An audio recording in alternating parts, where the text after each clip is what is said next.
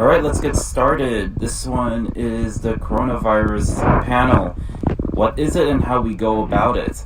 And I want to thank Cancellation Con for giving me this opportunity to do this coronavirus panel. So let's go on with it. So, overview. So we're going to talk about what the coronavirus is. We're going to talk about the history, how the virus spreads and infects, who's at higher risk, prevention, what you have to do when it happens, and all that. So what happens when you get it, the treatment and cures, or are there any, and then the hoaxes and all that stuff. So there's a little disclaimer here. So this is for informational purposes only. So if you do seek advice or anything like that, please seek a healthcare practitioner. All right, because everyone's different. So that's basically it. So in order to know about the coronavirus, you need to know what a virus is in general. So it's a pathogen. It has genetic material. It's DNA or RNA, and it's protected by one of these coats or envelopes, like a little capsule. So it cannot, by itself, it's not a living thing. It needs to invade a host cell in order to be a living thing. And that's a way to make even more viruses. So once it invades the cell, it takes control of the cell and then makes more of it. And then starts invading other cells. And so this is the general way of how the viruses attack the cells. So viruses get into the cell, it buds in, so it'll release the RNA, get into the nucleus, and then what it will do is that nucleus will make more of the genetic material. So that's more genetic material for the virus. And then also it'll make proteins for the virus as well, not just the proteins for the host cell. And it's going to make even more viruses, they come out. So that's the general rule for viruses when you talk about coronavirus, when you talk about influenza virus. But we're going to get into what coronavirus is. So this is a family of viruses. You hear coronavirus all the time. So it's actually a family of viruses. There are 4 kinds. It's alpha coronavirus, beta coronavirus, gamma coronavirus, it's mainly birds, and delta coronavirus, so it's birds and mammals. The virus that we're talking about now is what we call SARS-CoV-2. I'll explain what SARS-CoV-2 is. So as I said, it infects birds and mammals, but mainly humans also. So, and some can transmit, just like the influenza virus, it can transmit between different species and between different animals and humans. We'll call those zoonotic, zoonotic, zoonotic viruses. Now, we don't have a lot of evidence, in this case with SARS-CoV-2, between humans and domesticated animals like dogs and cats. However, SARS-CoV-2, there is a connection between bats and humans, and there's one other animal, it's called the pangolin, it's another mammal, but that's a question mark, so there's more research, we're trying to get into it with it. Yes, that is the virus. So history, as you probably know, started in December 2019. So it was in a seafood live animal market in Wuhan, in the Hubei province of China. So in this case here, you see all of that. So it's when you have poor hygiene and poor cleaning practices, and people are just close to each other, and then also they touch their face and all that stuff. That's how the viruses can actually go from one person to another. At the time, it was called 2019 nCoV, so it stands for 2019 novel coronavirus. What we mean by novel is new, not the one you read. And this is related to the SARS-CoV virus, and we call that, and it stands for Severe Acute Respiratory Syndrome Coronavirus. And this one was actually from 2002-2003. That's the original one. But again, we're dealing with something that's version 2 of it, SARS-CoV-2. And now we call it COVID-19, which is really coronavirus disease 2019. So, how does this spread? So, as you probably know, it's spread via close contact with an infected person or an animal or a meat. But in this case, we're going to go for the person. You see all this, that's all these particles, that's all these droplets, that's where the viruses are, if you're infected with the virus. So they're released via coughing and sneezing. It can enter through mouth, nose, and eyes, even, and this is new, fecal-oral route, but you don't see this a lot. That's why it's important to clean the bathroom and wash your hands.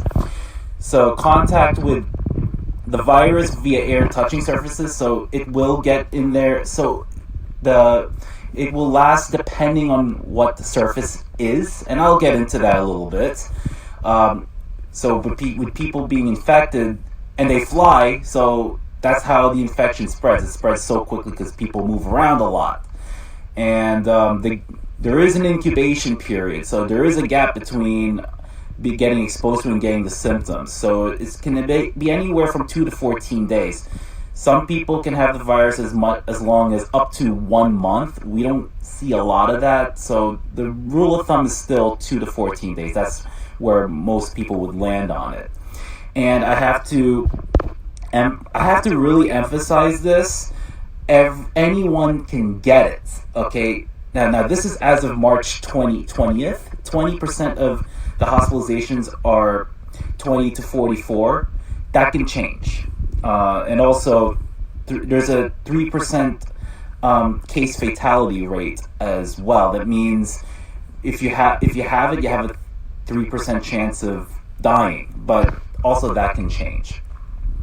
So let's go straight into detail. So this is how the SARS-CoV-2 actually infects the cell. All right, and I'll explain why this is important.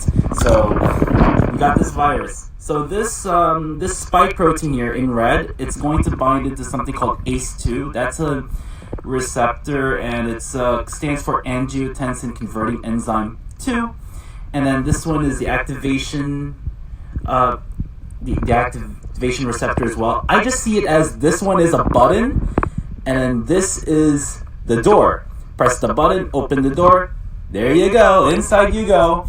And the RNA is the one that's really gonna do the damage. So RNA comes in, and it's gonna do a couple things. Number one, RNA could go into a replication complex. This is mainly by something called an RNA-dependent RNA polymerase. So what this does is make more RNA, make more of those little bad boys. The other way is just infect that nucleus of the cell, because the nucleus has the DNA, the genetic material, and as well as the proteins and enzymes to make more of the proteins to make that virus. So it takes advantage of the machinery in the cell to make more viruses, and then you get more viruses coming out. Eventually the cell dies, more viruses come, the pattern repeats. So we're going to go straight into detail. This is when we go zoom out. All right, this is the respiratory system, and so this is how we're going to do it. This virus goes in the eyes, the mouth, or the nose. It'll go in. It'll go into the lungs, and then it's going to go into those little grape-looking things called alveoli, and that's where those are air sacs. So that's where the oxygen is, and in addition to that, the oxygen that's in there will go to the blood, and it gets displaced by carbon dioxide, and you breathe it out. So you breathe in, you get the oxygen in, and then when you breathe out, the carbon dioxide gets swapped, so you can release it. Okay, so the virus attacks the cells that are mainly the type 2, actually, the ones that make surfactant. I just want to, for reference, there are 2 types of lung cells, or we call it pneumocytes. It's type 1. It's used for gas exchange that helps with transferring oxygen into the blood and getting carbon dioxide out of the blood. And the surfactant. Surfactant is important because it stabilizes the alveoli. Without it, basically, they pop. Boom. Just like that. So now, when the cells die, there's more viruses. They'll keep infecting the cells. what the body does is, inflammatory mediators come out. So these are those little chemicals that go in.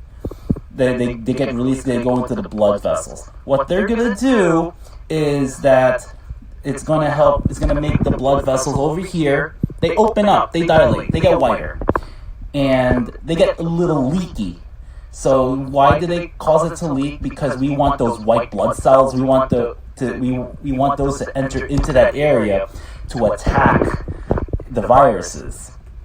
There's one problem. The problem is the fluid could leak into the alveoli, and it may cause the alveoli to collapse. That's not good. We cannot have it collapse. If it collapses, the problem will be that you're not going to be able to get the oxygen in, and you're not able to get the carbon dioxide out. As I said, gas exchange gets impaired. Then the heart and respiration rates go up because we want oxygen, so we can live. So we increase the breathing, or the heart rate goes up. So neutrophils, that's part of the, like, those are just like the white blood cells. So they enter the alveoli. So its purpose is to kill the virus. The problem is it also kills those type 1 and type 2 cells that help with gas exchange and the making of the surfactant. So consolidation occurs as well. So that's all these dead cells, all that debris coming in, it'll just build up in there. So that's your consolidation.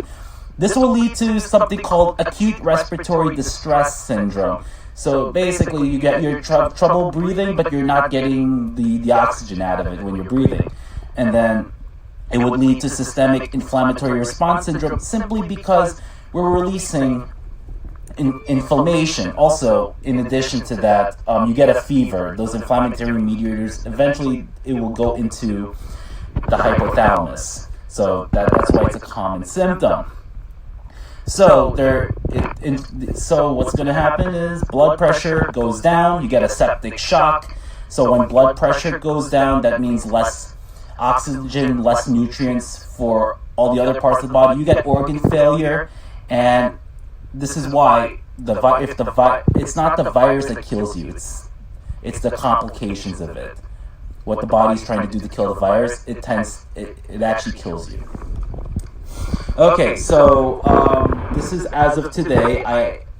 We are right now about 1.2 million cases globally and about 64,000 deaths. So this is from the Johns Hopkins website. We're going to zoom into the U.S. That's where I live. I live in New York City. We're in the epicenter. Okay, so about almost 2,000 deaths are just in New York City alone. That's about 25% of the total deaths in the country. That's some scary numbers there. This one was from March 20th. So this is when I was preparing the slides for the first time. I actually did this presentation for two previous cons 2 weeks ago. It's online cons because the actual cons are canceled to prevent the spread. And I'll explain. So I'll explain why it's important that we quarantine ourselves and stay at home as much as possible. So at the time, the world had 275,000 cases. China used to have the most. So take a look at this now. World has about 1.2 million cases as of today, and over 64,000 deaths. And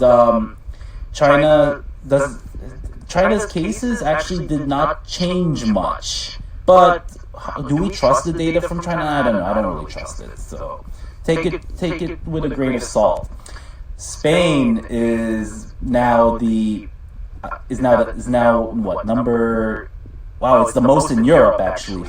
Almost 125,000 cases. So Italy's not too far away with 124,362. The U.S. has the most cases at about 306,000. New York State, where I'm in, we're about 1/3 of it. And New York City is about 1/5. Yes, just New York City alone. And it's crazy. So as I said, the numbers go up. So 67 days from the first reported case to the first 100,000 cases. That's how many days it took, and it doesn't take that much days anymore to reach to the next 100,000. So who knows? Tomorrow we could get another 100,000 cases. So who's at higher risk? By the way, everyone is at risk. Some people are at higher risk than others. I'm asthmatic, so I'm there. Anything with respiratory issues, if you have cardiovascular disease, kidney disease, if you're elderly, if your immune system is weak, those are the issues. Those are the ones you're really, really high risk, and the other stuff as well. So as I said, older adults, pre-existing conditions, and main ones are any respiratory-related diseases, cardiovascular diseases, diabetes. If you're recently pregnant, if you have if your immune systems are compromised or weak, so if you're taking medications that affects it. My dad takes a medication, but it actually weakens the immune system, so he's at risk. If you're a cancer patient, especially if you're on chemo, if you have HIV, so your immune system is compromised. So prevention, very important. I actually like this picture. This was Attack on Titan. I saw it from a while back. It was in Japan, but at the time it was with the flu. So the best thing to do is to avoid the exposure to the virus. So that means you stay inside. Stay home. All right, especially if you're not feeling well, stay home so you don't spread it. And wash your hands for 20 seconds. I usually count them, but some people sing happy birthday twice. All right, I'll explain how you have to wash your hands.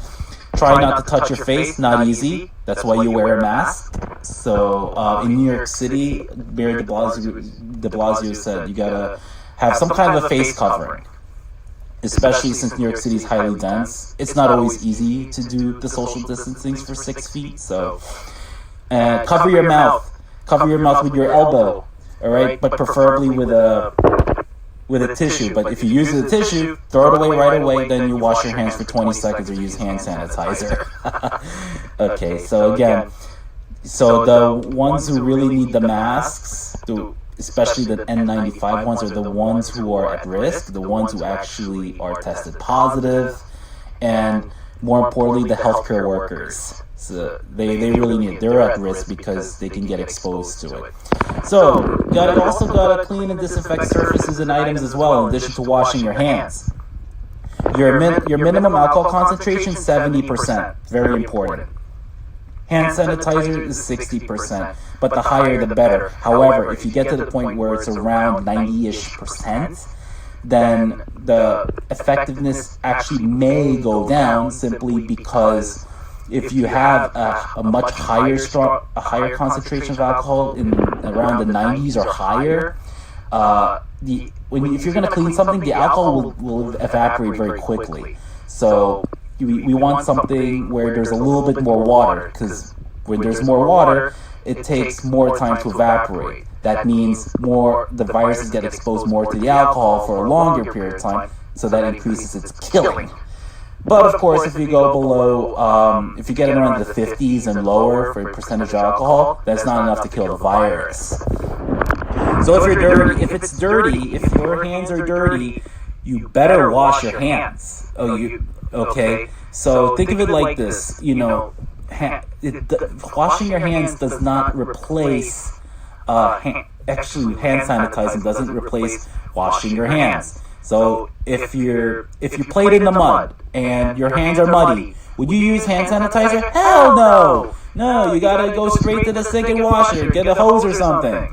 Okay, so, and try not to have unprotected contact with live wild or farm animals. So those are, but you don't see too much of that.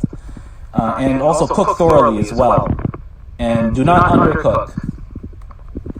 Social distancing, what do you think? They're not following the rules here. Oops. So I think they're a little too close for comfort, I guess, because I can sneeze at that, and then this person could get it. So it's important. It's this one is a picture.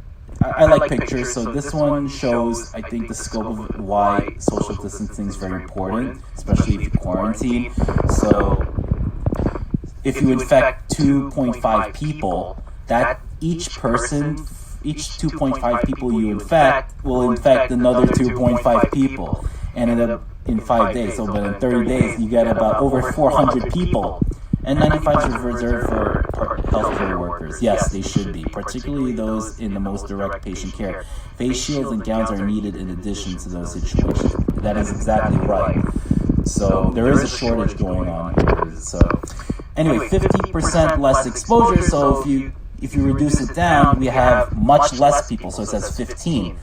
So if you infect one other person in about 30 days, you infect about maybe 3 people. So it's important to limit exposure with other people so you don't infect other people. So here's another example from Medscape. So in this case, again, stay home if you're sick, you're older, or if you have an underlying health condition, or if you're tested positive. So again, keep that 6 feet distance as best as you can. Okay, and also still wear your mask and gloves. All right, so this is the picture here. So if you're really serious about social distancing, what you'll see here is that you'll infect less people. This is uninfected. You'll infect less people. But if you don't, then you're going to have a lot of people infected. And with that much people infected, that could lead to more people dying. We don't want that. So coronavirus and surfaces, this is an ever-changing thing. So it could be from a few hours to a few days. So especially with paper, anything with shiny also, and like glass. So that would last pretty long. Metals are the exception. Metals tend not to last too long, and this is assuming that this is room temperature. Viruses tend to weaken. This virus tends to weaken when it reaches around high 80s and 90s. So around 86 degrees, that's when it starts to weaken. For some reason, though, in places like Florida, even in the Philippines, where I'm from, there's still cases going on. So, again, the viruses will not last very long in hot weather, but there's still going to be transmission because some people will still have the virus inside. All right, proper hand washing. So this is very important. So of course, you wet your hands first. You put the soap, and then you're gonna rub.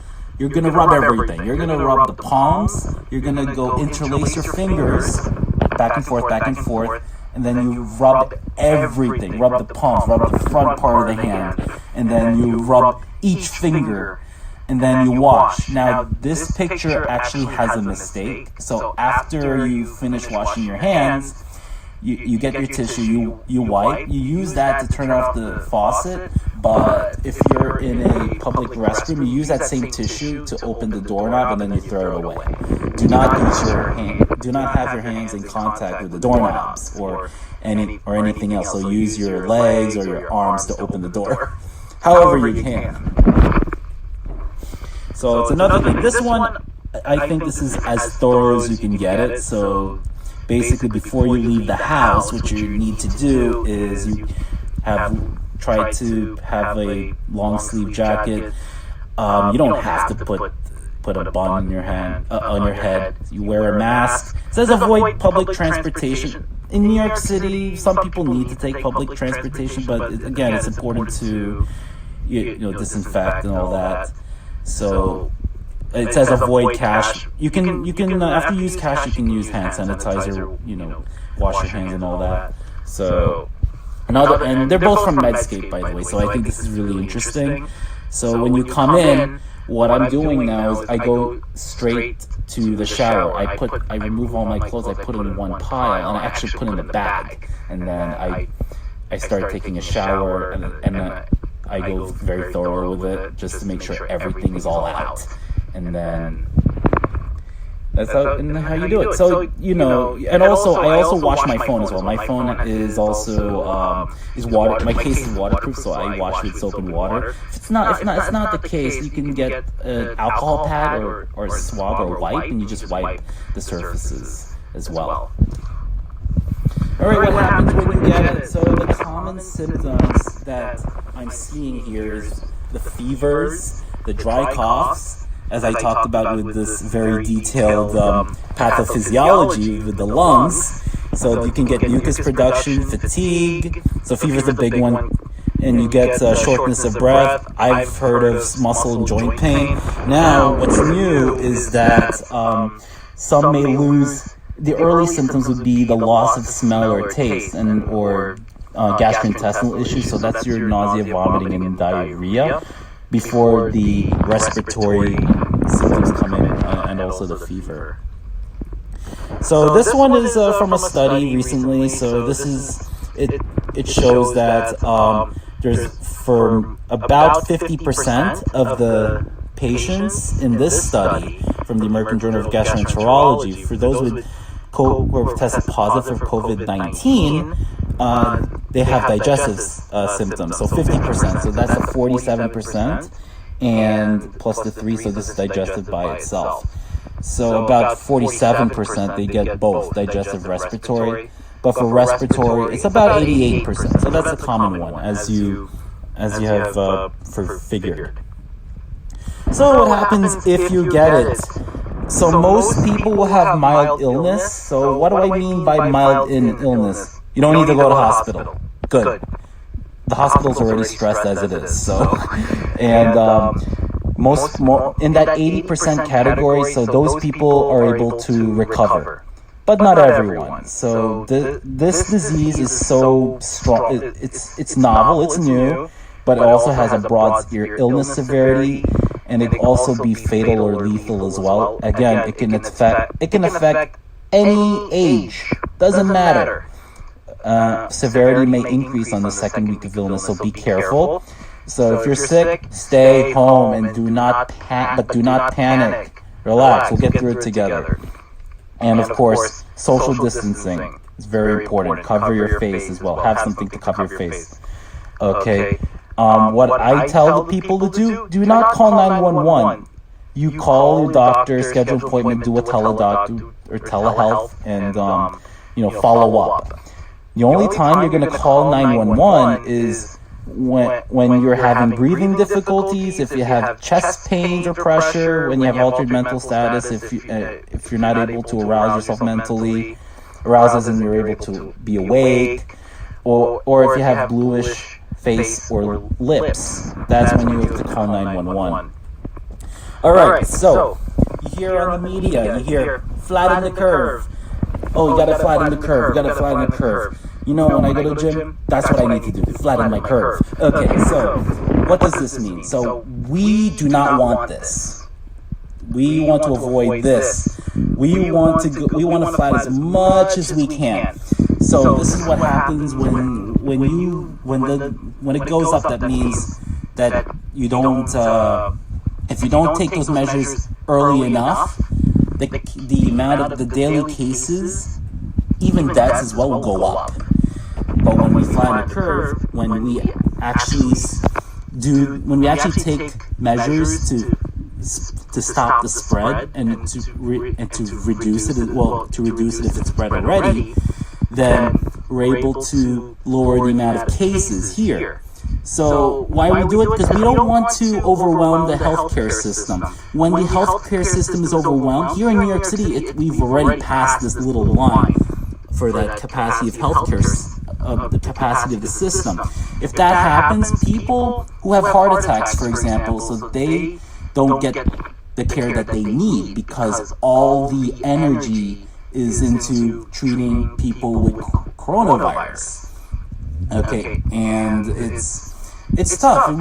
People have to make really tough decisions. It's like life and death. Already stressing essentially all COVID-19 patients. Cafeteria going to be converted to a ward in addition to conference space and a tent outside the ED. Yes, so in Elmhurst Hospital, it is actually one of the hardest hit. There was one day, I think it was last week, 13 people died from coronavirus in just a matter of 24 hours. So it's really tough. It's really, I couldn't believe it myself. So it's, again, the goal is to stop the spread, flatten the curve. So we want to get less people as infected as possible so we can reduce the deaths as well.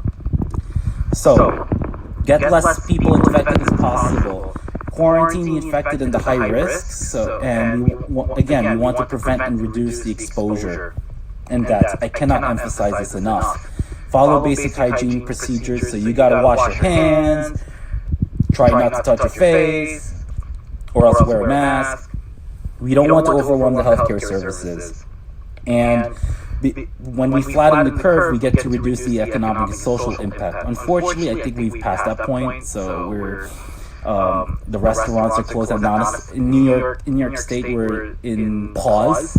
So that means that only essential workers can open their business. There's only essential workers only. So we can't. So non-essential businesses are not opening temporarily. So we want to mitigate the impact of everyday life, and we also want to buy time to develop treatments, cures, and vaccines. We'll actually get into that. All right, something that not a lot of people know. Let's do a rewind. We're going to talk about something called the Spanish flu pandemic. This is back in 1918 and as well as 1919. I will not get into a conversation that, Spanish flu is a misnomer. That's another time. All right, so what's really dangerous about the Spanish flu is that this was a H1N1 flu that was similar to the one in 2009, the swine flu. And what's so dangerous is that it had 500 million cases globally, and that's about 1/3 of the global population. And 50 million people died as a result of the Spanish flu. And keep in mind that back then, there was no vaccine. There was no, I don't think there were vaccines there, not even antibiotics. And 1/3 of the 675,000 people in the U.S. died. So it's more people died from the Spanish flu than World War I. It affected everybody, especially the healthy, young, and old.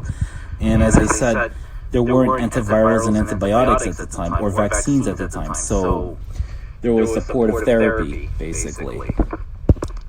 So there were quarantines, of course.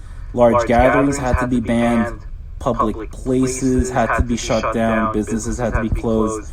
At the time, there were no ventilators, and they didn't have a test on whether or not they have the Spanish or they have the flu.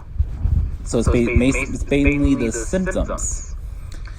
So this is very important when it comes to flattening the curve. So we have a tale of two cities.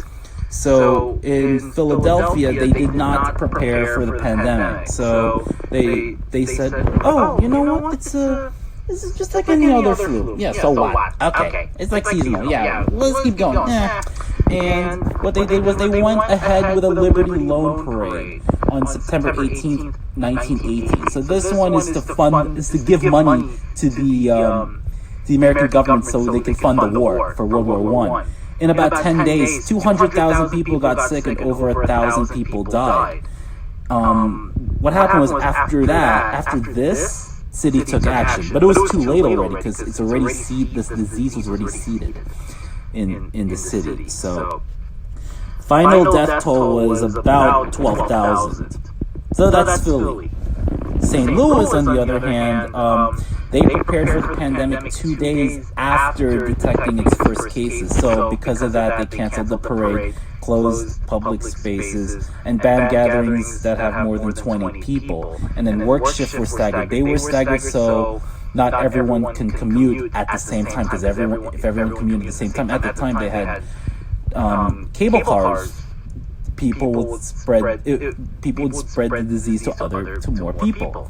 And the death toll, after all said and done, did not go above 700. And this is the chart, because, again, I like pictures. So Philadelphia had this. They did not flatten the curve pretty well. St. Louis flattened the curve. Now there was a little rise over here, but simply because it's in the winter time, so that tends to be high because people tend to stay inside the house, and then they start infecting. So the lessons, being proactive versus reactive. Important to be proactive, and you have to learn your lessons. So if something comes up, do whatever it takes to prevent from more people getting it, so that will prevent people from dying. Timing is everything, and you need to be people in government need to be informed and updated frequently. So the United States did not do a good job. We bungled this. We botched this. So early detection and swift response are prudent. So what we need to get the tests ready, but even before that, you got to start. You got to start quarantining if the person's affected. You gotta be have extra level of caution there. So you have to have early, quick, and aggressive testing now and intervention. So those who don't learn from history, I think we all know this, are doomed to repeat them. This is what happens.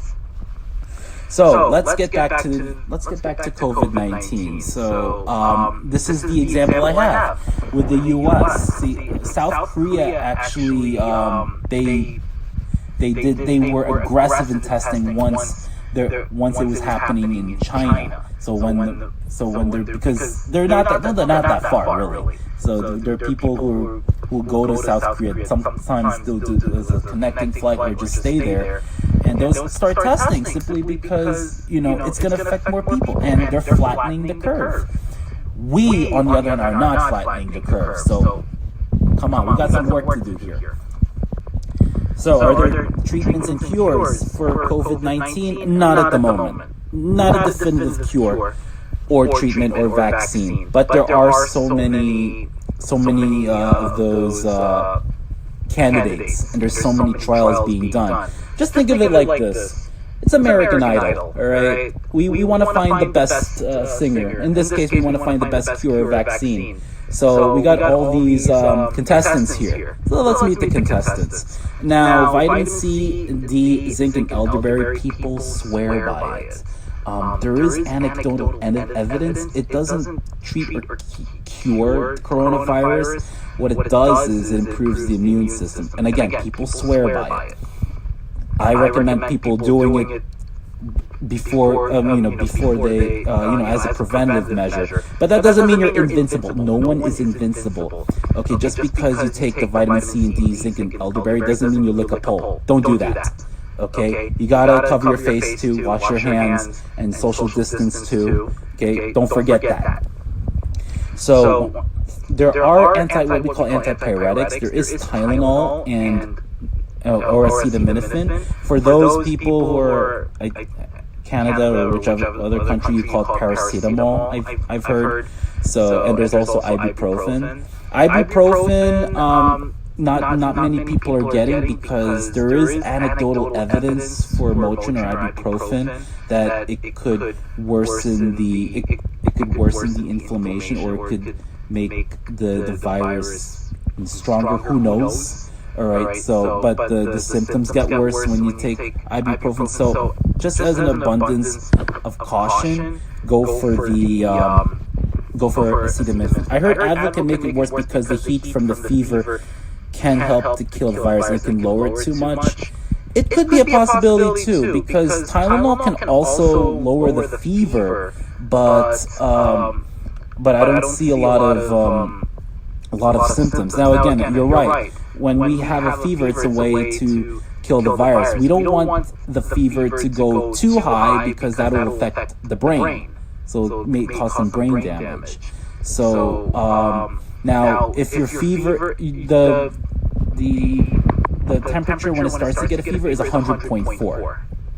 All right. So if you think you have a fever and you below 100.4, you're fine. Try not to take these medications. Now, for the Tylenol and ibuprofen, it is as needed. Do not overdose, of course. So the other thing is hydration and rest, very important. And for coughs, you can take Robitussin DM. That's another one for guaifenesin. That has guaifenesin and or dextromethorphan. So that's more of a symptomatic thing. There are clinical trials, and there are two antivirals that they're showing some promise. Remdesivir, that was an old Ebola virus medication. Now, so that's still being done. There's Favipiravir that's being studied in Japan and China. That's a medication that's used to treat influenza in Japan. So these Remdesivir and Favipiravir each prevent an enzyme from making more viral DNA. So as you can see, once you get the symptoms, you got even like the really early, you gotta take it right away. There is an mRNA 1273 vaccine that's being done. There's a trial for it in Seattle. We didn't get the results yet. And just this week, they tested a vaccine patch. And that was done with mice, and it showed some promise. The thing is, we have to test it on humans. And those two vaccines here, this is the injection, this is the patch. They have what they have is those little spikes, those little red things I showed earlier.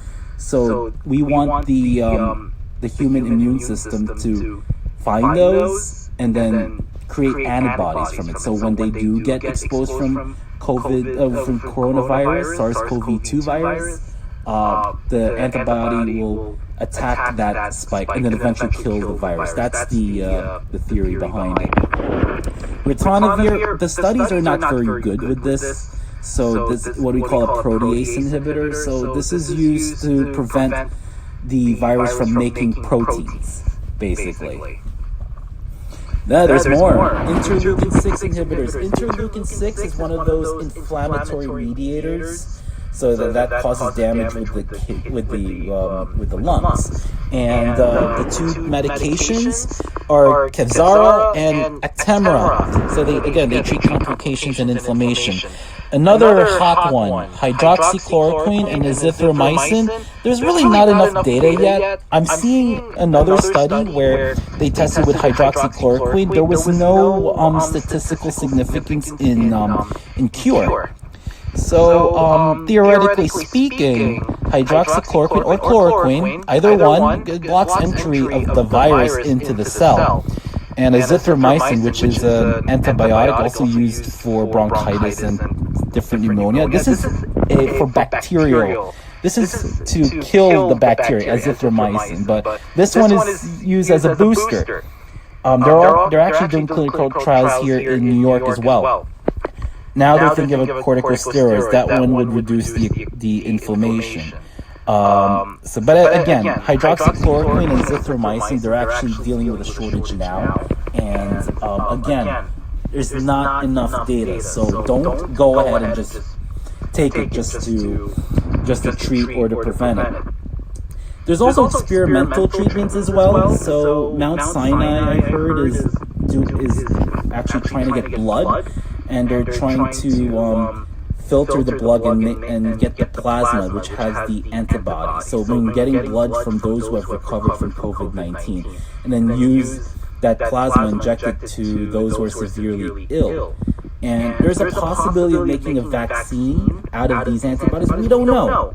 So at this point, there's a lot going on. So this is a developing matter. So about this hydroxychloroquine and azithromycin, this president went crazy and I think he just jumped to conclusion too fast. So he said hydroxychloroquine and azithromycin taken together have a real chance to be of the biggest game changers in the history of medicine. The FDA has moved mountains. Thank you. Hopefully they will work. They will both be put in use immediately. People are dying. Move fast. God bless everybody. H works better with A. And now you're A-OK. I don't know. International Journal of Entomology. Look, you gotta do more studies, okay? this guy probably read this one. So it's a French study that only had about 42 French people. So there's one treatment, there's one group of people that are taking hydroxychloroquine 600 milligrams once a day. Another group is taking both hydroxychloroquine and azithromycin, but they don't have a clear dose of that. They just says azithromycin, just doesn't show how much. In the US, we have 250, 500, and 1,000. So we don't know. So, and then there is a third treatment arm or group, and it's basically a placebo group. Okay, so what this guy forgot to look at is that there's a drug interaction. Okay, so it's a risk of arrhythmias and what we call torsade de poids. It was showed in EKG. Basically, if you have an abnormal heart rhythm, it could lead to cardiac death. So, nice try. Okay, so we need more studies.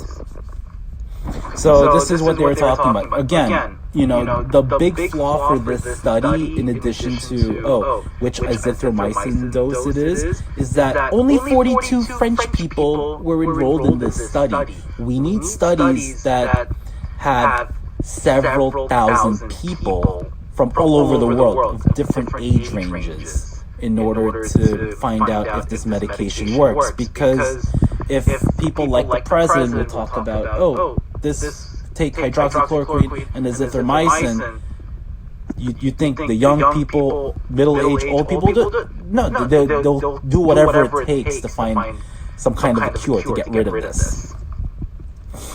So I have to put a human face in it. I mean, I went into the technical stuff and all that. It's a lot. It's a lot to deal with. So ever since this coronavirus thing came, it ruined my life, probably ruined everybody else's. So because of that, there's limited crowd sizes, so the conventions I go to are canceled. My schedule's ruined. I'm quarantined now, even though I am not tested. I don't have the symptoms, but it's since I work at a pharmacy and I get and I see a lot of people and I help a lot of people.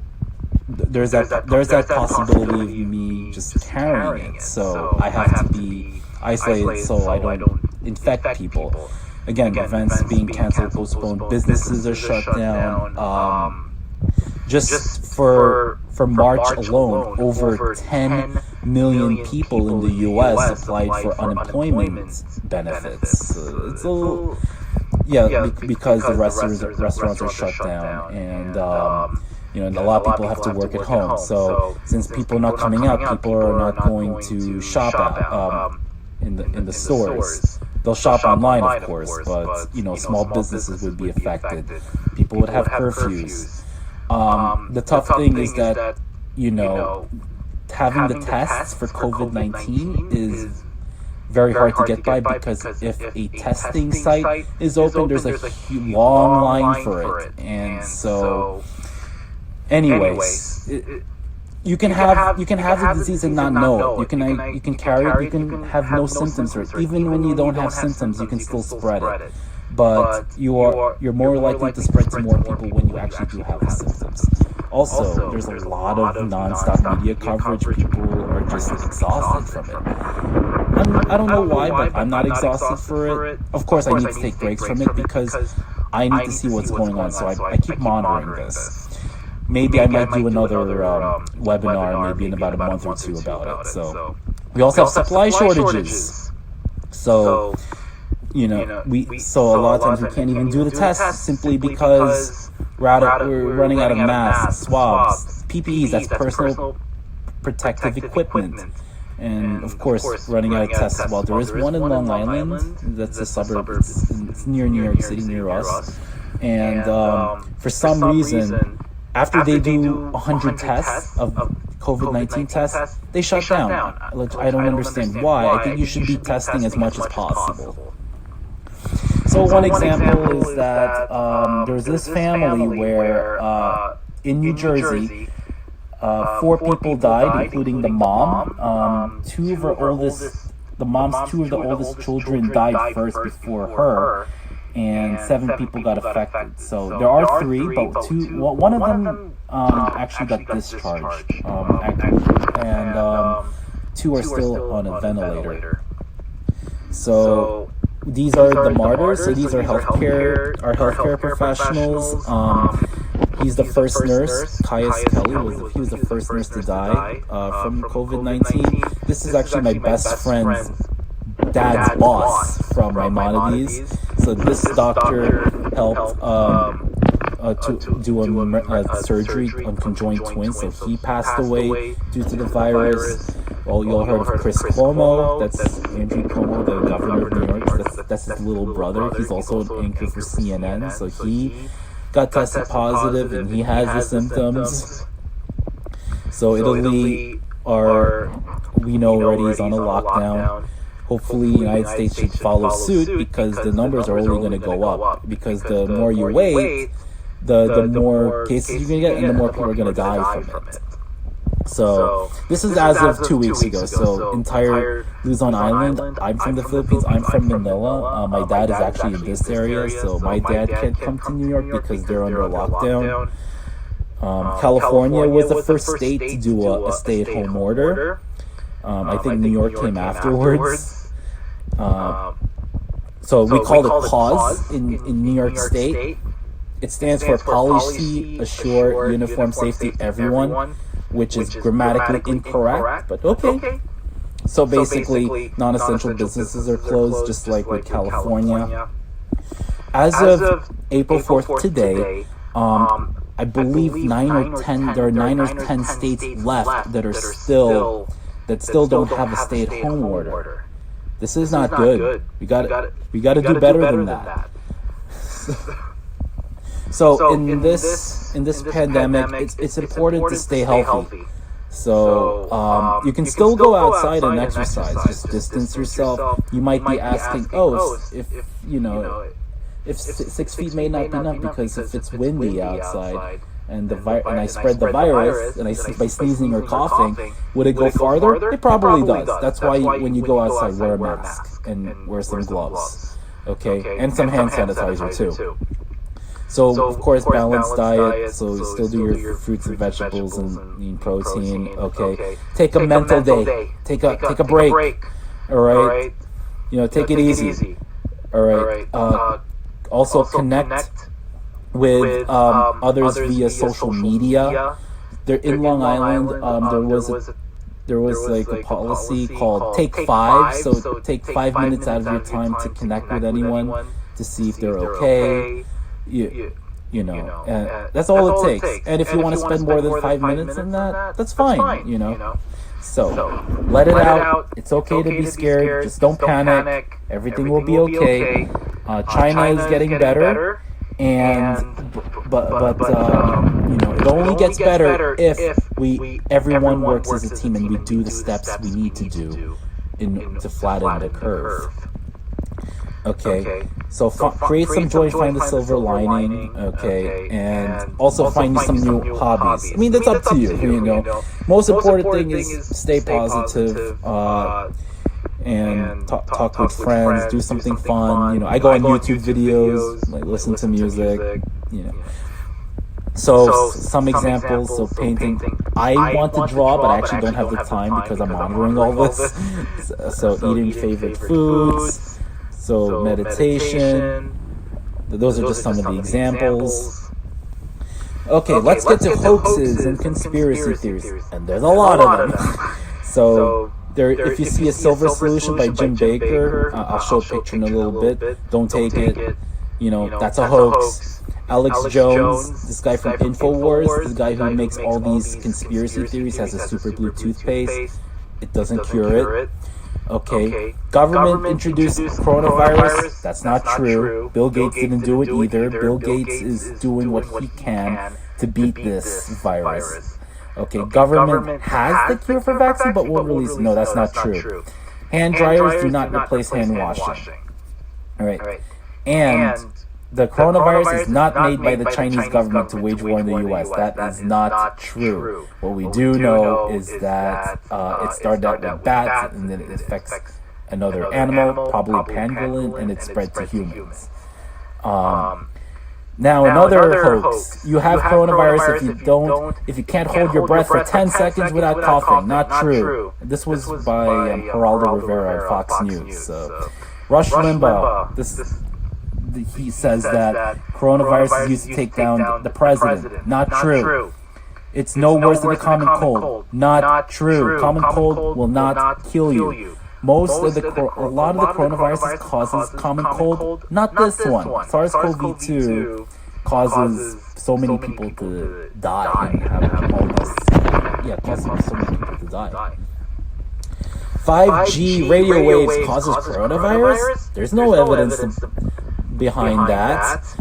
Virus, or even if the virus is used as a cover-up for 5G syndrome, how can you prove that? That's not true. Dean Koontz. I'm also Dean. So there was a book that stated that it predicted coronavirus, but that's not true because in that book, Wuhan 400, the name of the virus, has a 100% mortality rate. COVID-19 has about a 2 or 3%. Simpsons did not predict it. Osaka is in Japan, not in China. And plus, it says Osaka flu. So this one is not the flu. This is coronavirus. Despite having similar symptoms as the flu. There's a miracle mineral solution that is a bleach product to cure coronavirus. Don't drink it. Don't drink any bleach whatsoever. Okay, coronavirus goes away with warm weather. Again, rule of thumb, the spread may be less. Viruses don't live long when it's hot. It likes cold, dry conditions. Alright, so, but again, we don't have too much information on that. Even though I said earlier that it tends not to live as long when it's hotter. So these are just some of the examples. So silver solution hoax. It says it uses to kill viruses, anti-inflammatory and all that. I don't have the evidence behind it. And by the way, $125. I have better places to spend my $125. The Super Blue toothpaste. The book from Dean Koontz.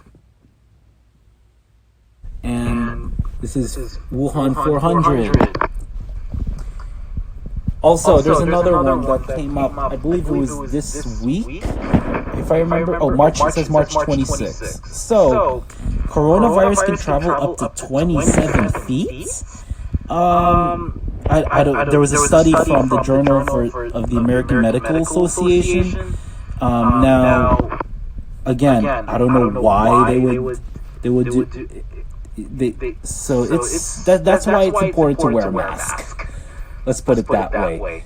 What they're trying to say is that it's more with a multi-phase turbulent gas cloud. So people really get infected when the droplets are at a certain size. Even if they're really small, the chance of getting it's really low. But please don't take any chances. That's why, again, it's important to wear a mask.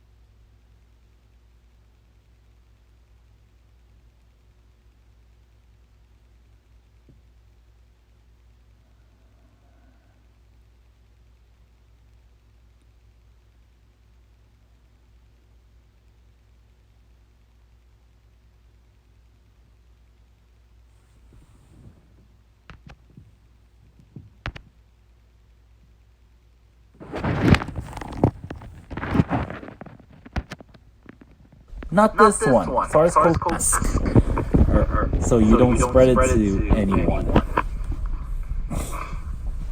So the future. Again, there are too many unknowns, very fluid. It can change at any time.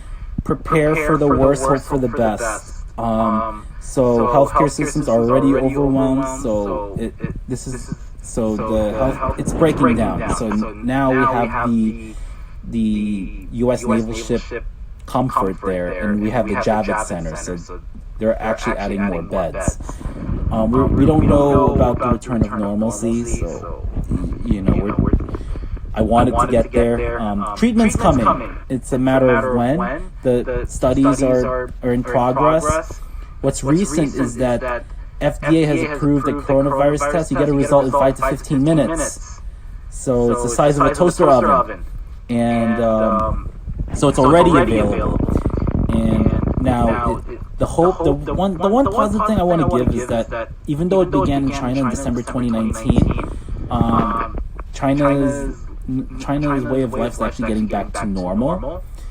Okay, that doesn't necessarily mean you let your guard down. You still have to do the things that you need to do in order to reduce the spread.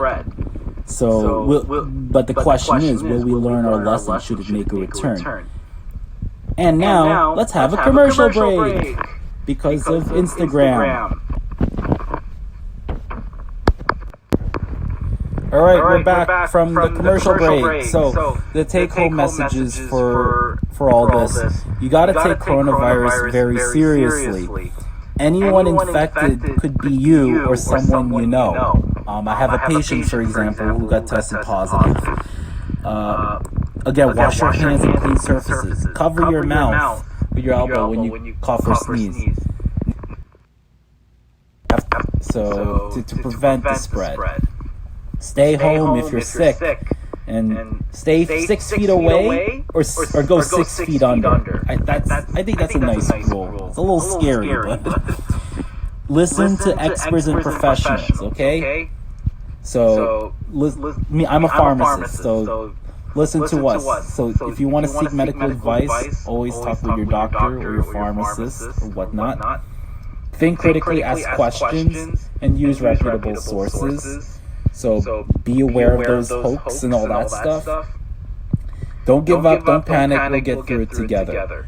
So it's not going to last forever. Eventually, we're going to get a vaccine, hopefully. We're going to get maybe some new approved indications for the medications.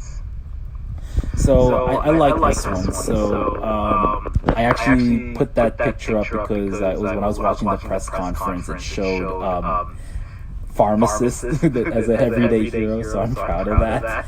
But I also want to thank the healthcare workers as well. My godmother is an emergency room nurse, so she's my hero. The grocers, anyone who is a police officer or firefighter, those who work in public transit to keep the trains and buses running, those who take care of childcare workers, so that's very important.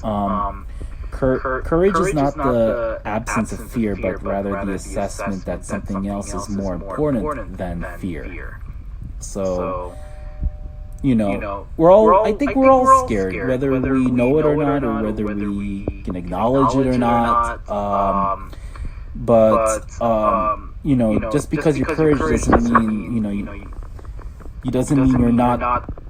You're not. That doesn't mean you're not afraid. There is going to be a little bit of fear, but what overpowers the fear is something very important. So if it's an mission or something to help save a person's life and all that, that's what's really important. And I just want to let people know that when I did this back 2 weeks ago.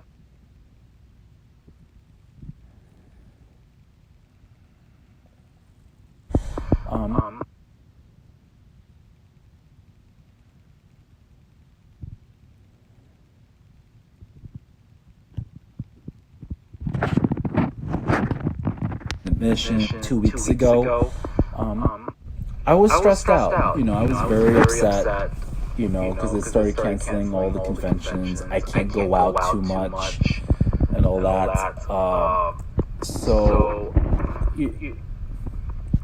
Anyway, so I was very so I did this this webinar or this panel because I wanted to help inform everyone. I wanted to have people this kind of knowledge and to get this to and so they know what to do. And Anyway, so that's my panel. So I hope everyone enjoyed it. And if you have any questions, please DM me or you can, or if you want the slides for it, please let me know. And I'll see you next time, maybe in about a month. Who knows? There might be some new information. See ya. See ya.